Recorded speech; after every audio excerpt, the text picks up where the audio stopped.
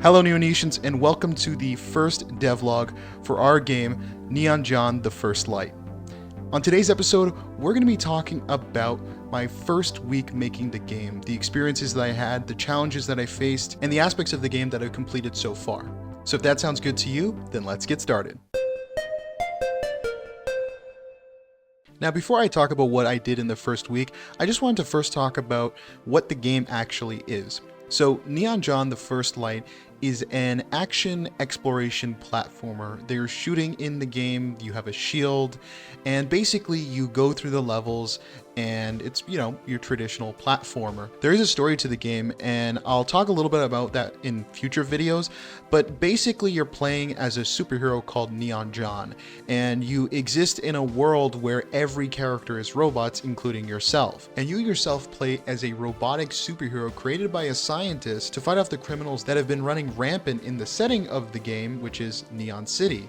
And Neon City exists in a world called Neon. And there will be tons of more detail about this world and who the main characters are in the form of collectibles that you can collect throughout the game, which will basically be the scientist's notes that he has lost essentially because some other robots that the scientist created keeps taking the notes and scattering them across the city. And early on in the game, he's going to ask you to collect them if you ever come across them. They're an optional collectible and they're not required to finish the game necessarily, but they're a nice little collectible that kind of fills you in on some of the background information of the world that I'm creating. And this is going to be a game that's a part of a bigger world. So there will be side characters that are also going to get games in the future and things like that. So there's going to be a lot of deep backstory that you'll be able to see some parts of in this first game and then obviously in future games as well. And another thing worth noting that makes this game kind of unique is that this is a synthwave style game that is in the aesthetic of synthwave and has synthwave music in the background. And so that's going to play a big role as well. And just to give you an idea of the kind of music that's going to be in the game, I'm going to play for you a song that I've been working on, and hopefully you enjoy it.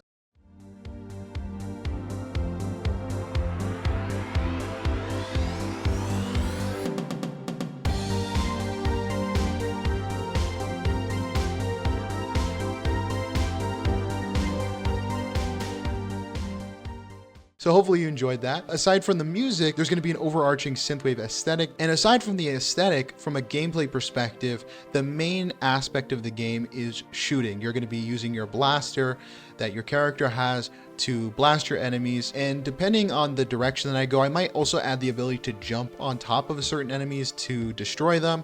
But it kind of depends on where I want to go with the game. And the game still has some flexibility. So I'm still trying to figure out where I want to take it. But yeah, that's kind of the overview of the game. And with that said, let's get into the first day. So for the first day, I mostly spent time working on the assets. So I made the grass sprites, the tree sprites, I made the tile map, I made the characters, animations, that sort of thing. And that was what I spent most of the time on the first day doing, and actually also for the second day as well, which I'll get to that in a second. And the interesting thing is, because I'm using Construct, that's kind of how the whole process, well, at least this first week, and presumably the rest of the game is going to kind of play out, is that most of the work is actually doing the assets, not necessarily programming the game, because it's so easy for most of the stuff that it just doesn't take that long. Like, I'm going to talk about it when I get to like day 6 or 7. But for example, I added a wall jumping mechanic in like an hour, not even. It was like maybe 20 to 30 minutes. So it doesn't take that long to make a lot of the features in Construct, which is fantastic. But what that means is basically most of the game is spent making assets. And so that's why some of the days I spent a lot of the time just doing that, because that's really what actually takes time in Construct, no matter, and really any engine you use. But other than doing the assets, I also worked on the actual platform engine. So getting the character moving, making sure that it's synced up properly with the actual animations. And that's something to note that people don't often talk about, is the speed of your character really should match up with the speed of the animation. And that can actually take quite a while to get just right, but I think I've gotten it to an area where I'm happy with it. And the animations on the character are not necessarily fully, done. Some of them are kind of more finished than others. I might change them in the future. I'm not really sure, but you let me know what you think and if there's anything I could do to improve them. But other than doing the platforming mechanic, I also just got everything prepared in the game. So I, put the solid behavior on the tile map and just making sure that everything worked well, collisions were working good, and all of that. But yeah, that's pretty much everything that I did on the first day. So let's move to day 2. All right, so day 2 was mainly still doing a lot of art, finishing some of the assets, tweaking them, figuring out what kind of colors I wanted to do for them. And then also I added in this cool snow particle effect, and when he drops onto the floor as well, it also creates a particle effect. I also started working a little bit on the audio. Now, these sound effects may not necessarily be 100% the final product. Some of them I might have to tweak, although I do kind of really like the snow sound and the snow landing sound. So you let me know what you think. But other than that, I was having some issues trying to figure out how to make the audio work properly with the walking to where it wasn't glitching out. But eventually I did get it to where I liked it, and hopefully it sounds pretty good. It was also this day that I added in the snow particle effect. Now this was kind of interesting, and I'm going to do a future tutorial video on how I actually did this effect, but it was actually really cool, and I kind of figured it out by accident. A little tip that I learned actually in the process of making this effect that I had not known for the entirety that I've used Construct. I mean, I've been using Construct since late 2021. And one of the things that I always was confused by is how you make rain or snow particle effects. I know how to use the particle effect system, but I couldn't figure out how to make it so that I only needed one particle effect to create kind of snowflakes that were coming down at least somewhat straight. Because if you know anything about a particle system, it basically is like a 360 kind of ring where the particle effects can either be straight down, but then you're only getting one stream, or they kind of have these angles that they create because it's basically a circle. And so I always wondered how you actually get multiple lines of particles coming down and making that look realistic for rain or for snow. And it turns out there's a feature really built right into it. And I never noticed it until I actually started working on the game, which is kind of hilarious because I've been using Construct for like 2 years or more than that. I'm not really sure. But yeah, it's basically just this. It's just changing the X randomizer. It was literally that simple, and it creates this really cool effect. And another tip that I learned is if you change the angle randomizer over time, it basically changes the angle that they kind of are falling, and it does this really cool realistic snow effect where it almost looks like there's like gusts of wind picking up the snow and knocking it in like a different direction from the rest of the snow. And it really adds to this realistic snow feeling that I think turned out pretty nice actually. But other than the snow, that's pretty much everything that I did for day 2. So let's move on to day 3.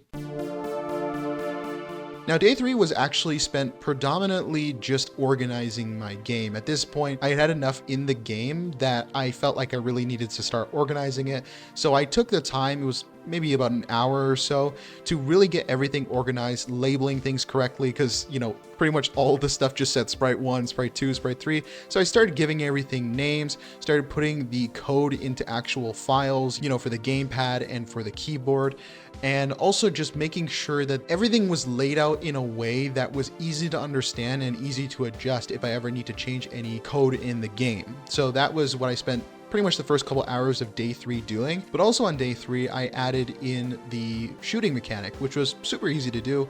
It's a really basic thing, and it's one of the first things you'll learn how to do in Construct. But yeah, it was super easy, and I think it looks pretty good. And then I also added in this chest and did some animations for when you open it, and then set up all the programming for that, which was relatively easy to do. Other than that, I also spent some time on day 3 sort of creating a basic outline for what I wanted the game to be, what I want the story to be, and also just figuring out kind of an order for how I want to do things basically. And yeah, that was everything I did on day 3. So let's move on to day 4.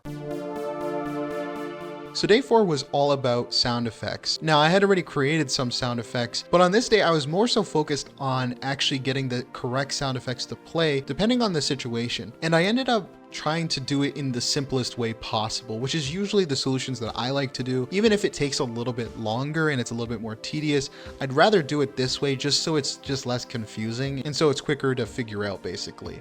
And so what essentially I'm doing here is I'm just using a sprite as sort of a collision detector to detect which type of area he's on. So if he's on a wooden area, then he makes wooden footsteps, and if he's in the snow, then he's making the snow footsteps, as well as when he lands, he makes the snow landing, and if he lands on the wood, then he makes the wood landing. Now, just keep in mind, these sound effects are just for testing, and I might end up changing some of these later on, so they're not necessarily the final sound effects, basically. Other than that, I spent the rest of the day mainly tweaking the stuff that I had already created, adjusting the art to where there was a little bit more contrast between the player and the background sprites, and just making sure that everything overall looked good and felt right. And then on day 5, I mainly spent some time making the bubble shield. Now, I don't know what I'm gonna call it in the final game, but for now I'm calling it the bubble shield. And this was both easier and harder than I thought it would be. There was a little bit more complexity to it than I initially thought, but it also wasn't actually that difficult. It was still pretty simple. And it's mainly just using the animations for the bubble shield to trigger certain things that I want to happen. For example, when he uses his bubble shield, it makes the bubble shield bar go down 1. So that was pretty easy. It was a little bit more work than I originally thought, but it still was pretty easy. And that's kind of been my experience for the entire week, to be honest with you. I also continue to work on the outline for the game, and mainly I spent a lot of the day kind of thinking of ideas of the direction I want to kind of take it. And this day I really spent some time trying to really figure this out and making sure that I was going in the direction that I basically wanted it to go. Day 6 was all about lighting and shadows and figuring out how that works in the game. And one thing that was super useful for this was actually the color lighting example in Construct itself. That was super helpful, and it allowed me to figure out how to actually do colored lighting in the game and just lighting in general. And it's actually surprisingly simple and easy to use in Construct. And I will be doing a tutorial on that feature as well. On day 6, I also added the small but important feature to be able to drop down through platforms, both for the keyboard controls and for the gamepad controls as well. And then finally for day 7, I did quite a bit actually. So I added a lot of little things, like I added these cool little sparkles to boxes. I also made sure that the light on the boxes turns off when you open them, a nice little feature to make it look a little bit nicer. And I also tweaked the lighting to make sure that it fit the way that I wanted it to look. I'm still playing around with it, but for right now, I think it looks pretty good. And then the major feature that I added on day 7 was the wall jumping. Now, this seems like it would be a super complicated feature to implement, but it was actually surprisingly easy, like weirdly easy. I'll do a video in the future explaining how it works, but it's basically just doing a check to whether or not you're within a certain distance of the wall. And if you are and you're facing the wall and then you jump again while you're in the air, then you'll do basically a wall jump. Now, the way that I have it set up, because there's lots of different ways you can do this, is you're basically locked into the wall jump. So once you do the wall jump, the only thing you can actually do is you can only do another wall jump. So you can't actually, move the player or do anything like that, because that kind of broke it when I left the movement in. And so I didn't really want to do that. And the reason why it breaks it is because one of the ways that this works is in Construct, at least, I don't know how it works in other engines, but in Construct, the only way you can actually get a wall jump to work is by changing the max speed, basically. Now, obviously you can't do this forever, so it needs to change when he falls and hits the ground. The problem is, if he has the ability to move, then while he's in the air, if he's holding the stick, then he's going to be moving super fast with that stick movement, and it's just going to completely break the game. And while it may reset back to normal once he falls, it just looks really weird, and I just couldn't have that in the game. So I basically just disabled the movement controls, and this was super simple. I just took the movement controls, both for the keyboard controls and the gamepad controls, and then I just put them in a subgroup within the group that they're already in. And then I just set it so that if he's doing a wall jump, that group is disabled, and then once he lands, it gets re-enabled. And so it's a super easy way to do it, and it makes the wall jumps feel really clean and nice.